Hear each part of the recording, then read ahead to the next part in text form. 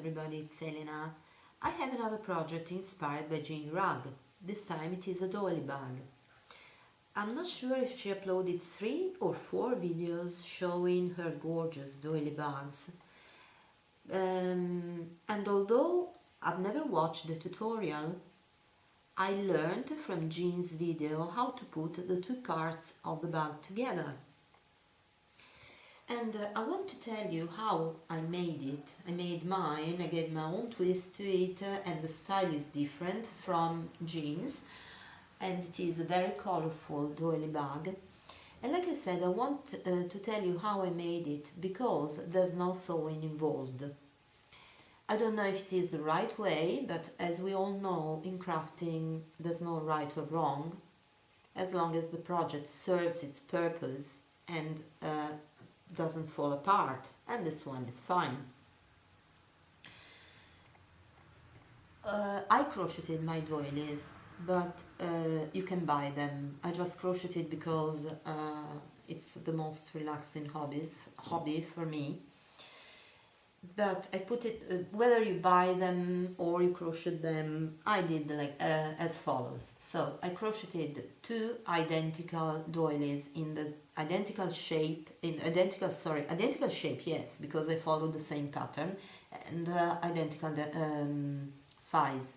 And this is this salmon pink one and this neutral, where is it?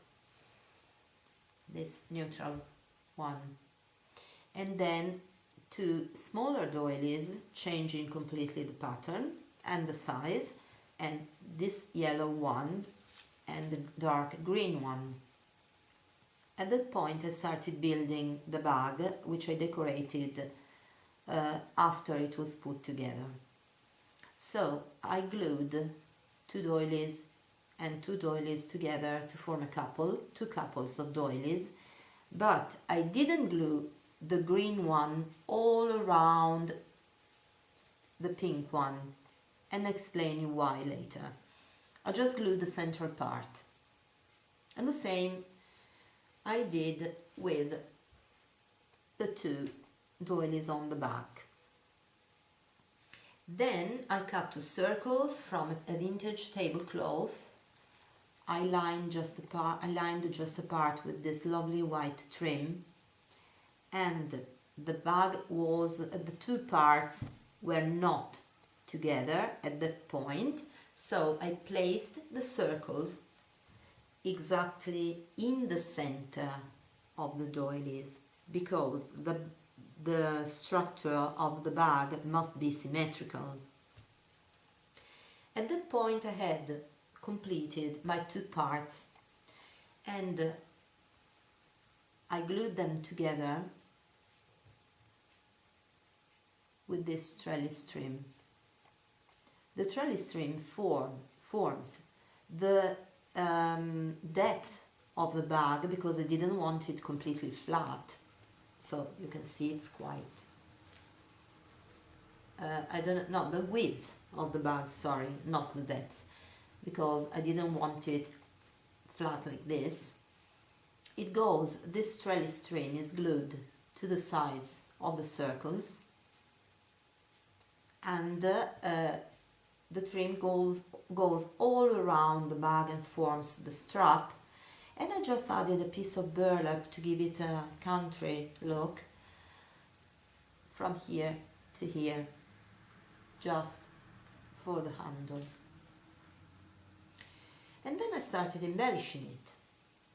And so the reason why I didn't glue the doilies all together from in the first place was because I needed room. I didn't know how I would have decorated it, so I needed room to add things.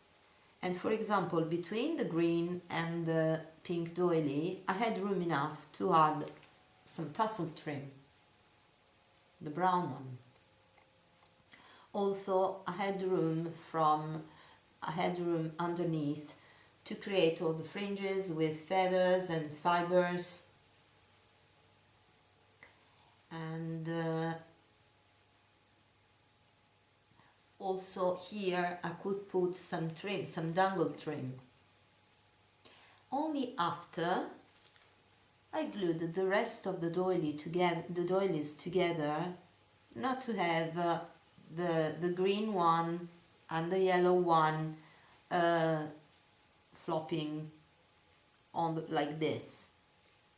I crocheted the little flowers, added them all around the green one, and I added just some colorful beads in the center. I tried to keep more or less the same colors the same colors all over the bag. And here in the center I added 3 doilies, and this one is vintage, I didn't make it. And I added some little resin flowers with a rhinestone in the center, in the little flowers that were already on the doily. And I formed a cluster of lovely roses from Wild Orchid Crafts. On the back I kept it quite plain because the yellow is already enough.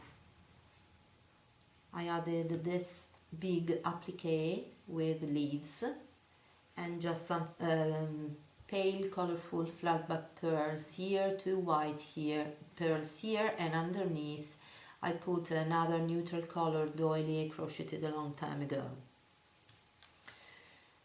So I hope you like it.